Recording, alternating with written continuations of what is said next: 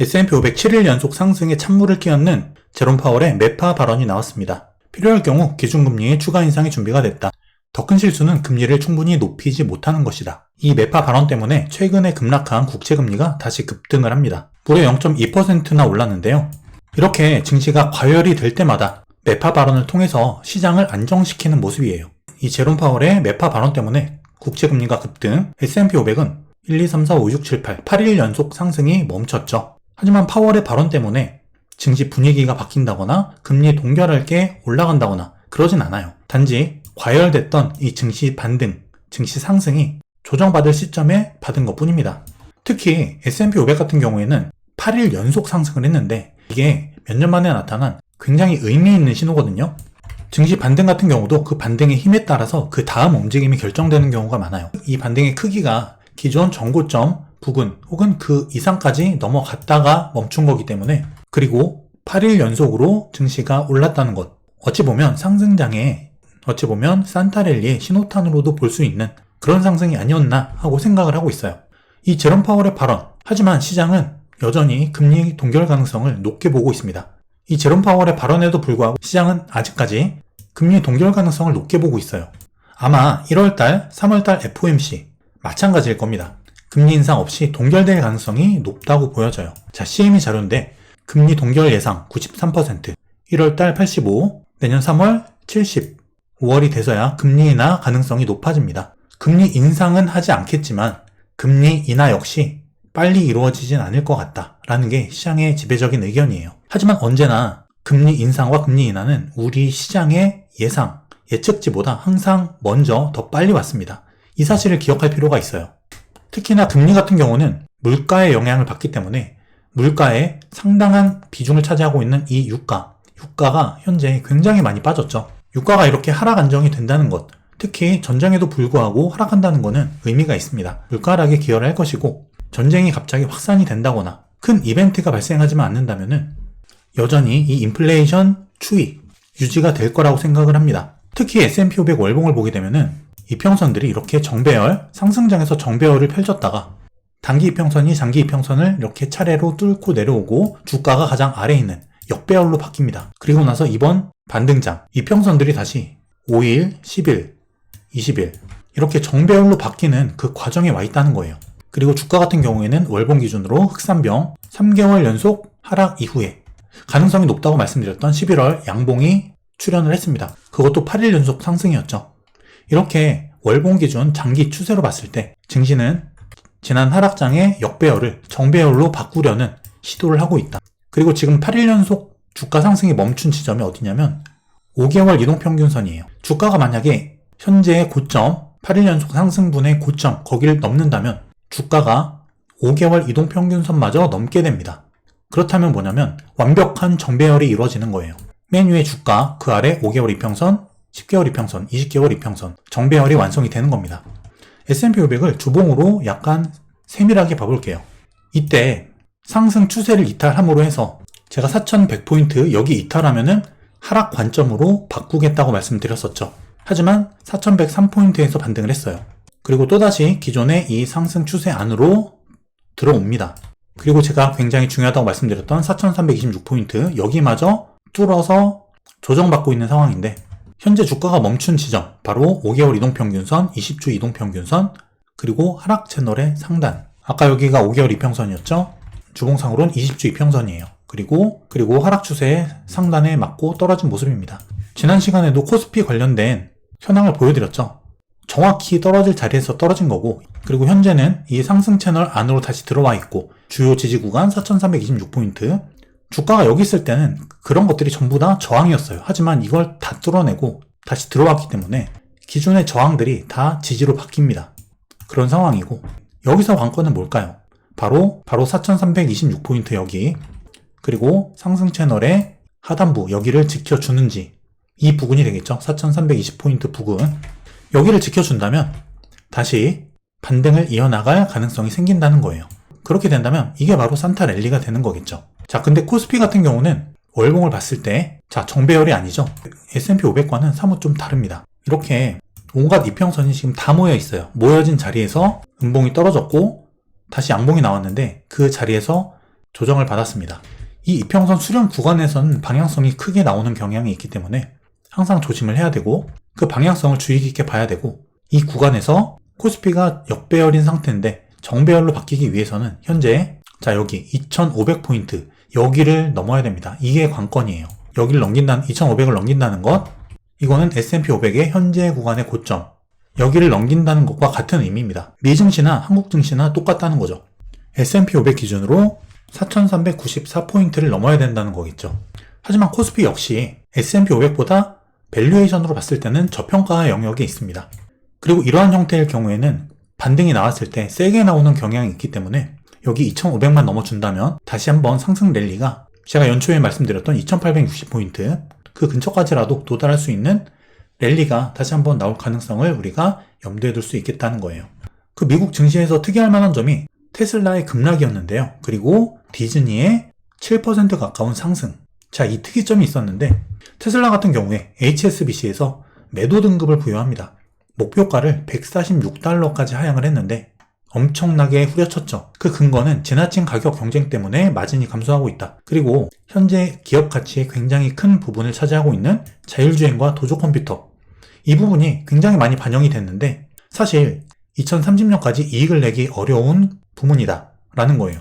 그리고 일론 머스크라는 사람 리스크가 있다는 거죠. 독특하다. 예측 가능성이 떨어진다는 거예요.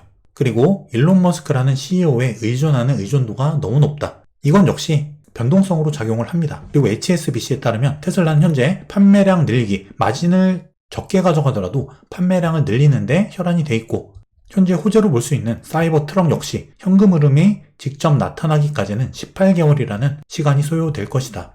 이런 부정적인 이야기를 하고 있어요.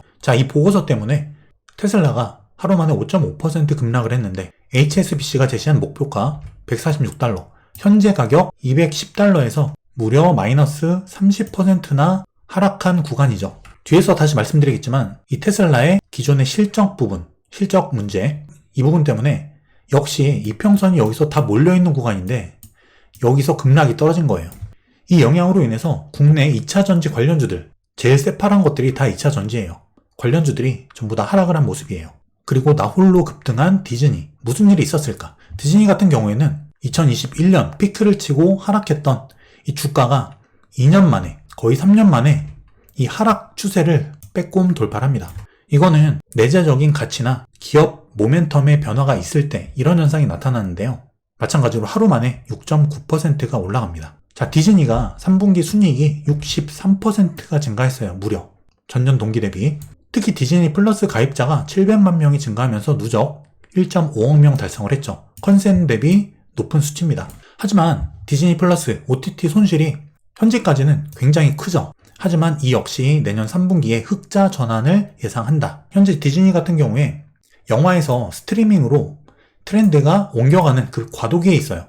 넷플릭스와의 경쟁 구도가 있지만 가입자가 굉장히 가파르게 증가하고 있고 비용 절감을 통해서 순익 구조를 바꾸겠다. 그리고 헐리우드 배우들 파업 종료에 따라서 영화 제작이 순항할 수 있을 것이다. 이런 긍정적인 이야기들이 나오면서 주가가 급등을 합니다. 디즈니 플러스에서 최근에 했던 그 무빙 제가 TV를 안 보는데요. 당연히 넷플릭스나 디즈니 플러스도 안 보는데 유튜브에서 무빙 영상을 좀 보고 나서 심각하게 고민을 했습니다. 디즈니 플러스 신청을 해야 되나? 결국 안 했지만 그 정도로 경쟁력 있는 이런 콘텐츠들이 계속 나오면서 OTT로 넘어가고 있는 이 과도기에 디즈니의 경쟁력, 가능성이 있다고 보여지는 거죠. 특히 PBR이 역사적인 저점 구간인데 1.5배. 사실 저는 투자처로서 디즈니 같은 기업을 좋아하진 않는데 이번에도 역시 싼 구간에 있는 주식 같은 경우에는 분명히 어떤 이슈라도 터지면 이런 급등이 나올 수 있는 잠재력이 있다는 사실을 또 한 번 느꼈어요. 특히 빅테크 기업들 이번에 실적들이 거의 마무리가 됐는데 마이크로소프트 대표적으로 그리고 테슬라 컨센 대비 잘 나온 마이크로소프트와 잘 못 나온 테슬라 주가를 보시면 아실 거예요. 바로 이 실적에 따라서 주가 방향이 크게 차이가 났다. 마이크로소프트 같은 경우에는 테슬라와 반대죠. 어마어마합니다. 지금 이 마이크로소프트의 사상 최고치를 달성하려고 하는 이 주가가 애플 추월을 눈앞에 두고 있다는 거예요. 마소 2.7조 달러, 애플 2.8조 달러. 얼마 차이가 안 나요. 이 빅테크 트렌드가 오픈 AI 성장 쪽으로 확연히 잡혔다는 것을 알 수 있는 대목입니다. 특히 마소 같은 경우에는 매출의 43%가 클라우드 매출이거든요. 근데 이번에 클라우드 통합관리 서비스 이 매출이 전년 동기 대비해서 무려 140%나 성장을 합니다. 그리고 챗 GPT를 내세운 오픈 AI 부문, 트렌드를 지금 선도하고 있죠. 클라우드 또한 잘 나가고 있다. 시총 순위가 애플에서 마이크로소프트로 바뀐다는 것, 이거는 굉장한 큰 의미를 지닙니다. 애플의 휴대폰, 물론 클라우드 영향도 있지만 마이크로소프트의 오픈 AI, 이게 트렌드의 변화를 암시하는 부분이기도 해요. 그리고 이와 연결된 엔비디아가 시장의 주도주 역할을 했죠. 마찬가지입니다. 이 트렌드의 변화가 눈에 보이는 과도기라는 거예요. 그리고 삼성전자, 지금 굉장히 중요한 구간인데요. 제가 산타랠리를 또 보고 있는 이유 중에 하나가 삼성전자예요. 삼성전자 주가가 좋습니다. 지금 여기 72,000원, 현재 고점 여기를 넘어가면은 이번엔 좀 상승해 줄 수 있는 가능성이 보이는 구간이거든요. 그리고 삼성전자가 올해 역대급 투자 내년에도 가능할까? 지금 공급이 줄어들면서 메모리 반도체 하락이 멈췄죠. 멈췄는데 미리 선제 대응을 하는 거예요. 투자를 미리 하고 있다. 이 부분은 굉장히 잘하고 있다고 생각을 하고, 미래를 내다보고 중장기 경쟁력 확보를 위한 반도체 설비 투자에 들어갔다. 다음 사이클을 위한 사전 준비죠. 삼성전자가 올라가면 코스피도 올라갑니다. 그리고 하이닉스 흐름이 좋죠. 그리고 미국의 메모리 반도체 기업 마이크론도 흐름이 좋습니다. 제가 삼성전자의 사이클, 메모리 반도체 사이클과 주가에 대해서는 입이 아프게 여러 번 굉장히 말씀을 많이 드렸죠. 그 과정에 있다는 거죠. 그리고 맥점은 72,000원이고 여기를 돌파했을 시에는 주가가 이번에는 가줄 수도 있어 보인다. 자, 산타랠리에 대한 이야기를 굉장히 여러 번 드리고 있는데 사실 제 말을 듣고 투자하시라는 게 아니에요. 저 역시 투자자이기 때문에 제 투자의 근거로서 이런 논리들을 가져오는 것이고, 여러분들도 직접 투자하시기 때문에 여러분만의 논리와 근거가 있어야 돼요. 다시 한번 말씀드리지만 중요한 거는 대응이죠. 혹시 다시 여기 4,320포인트 부근 여기가 깨진다면은 일단 지켜볼 필요는 있다. 하지만 하락 채널은 언젠가 깨집니다. 깨진다는 건 주가가 뚫고 올라간다는 이야기예요. 그 과정, 시간이 얼마나 걸리냐, 그 차이가 되는 거겠죠. 머니앤클래스에서 런칭한 제 손실 없는 주식 투자 강의, 벌써 많은 분들께서 강의를 통해서 변화하고 성장하고 계세요. 제가 어려운 지난 하락장부터 수익을 내는 그 과정에서 실제 제가 실전에서 쓰고 있는 모든 노하우들, 그런 것들을 모두 녹인 강의입니다. 커리큘럼을 보시면 기업을 분석하는 과정, 목표 주가 구하는 방법, 차트 분석 방법, 그리고 주도주와 주도업종을 찾는 방법, 달러 환율을 이용한 수익 극대화 방법, 실전 매매 노하우, 그리고 경제위기를 예측하고 수익을 내는 방법, 이렇게 주린이 분들께서 반드시 알아야 될 부분만, 핵심만 넣었습니다. 많은 분들이 만족하고 변화하고 계시는 수강생분들의 후기처럼 여러분들도 변화하고 성장하는 투자자로 거듭나시길 바랄게요. 그 과정에서 제 손실 없는 주식 투자 강의가 많은 도움이 되실 거라 확신합니다. 기준점을 알고 있다면 충분히 대응이 여러분들도 가능하실 거라고 믿습니다. 좋은 기업 많이 발굴하셔서 기회가 왔을 때 좋은 성과로 연결시킬 수 있는 상승가족 여러분 되시길 바라겠습니다. 긴 영상 봐주셔서 감사드리고요. 다음 시간에 뵐게요. 감사합니다.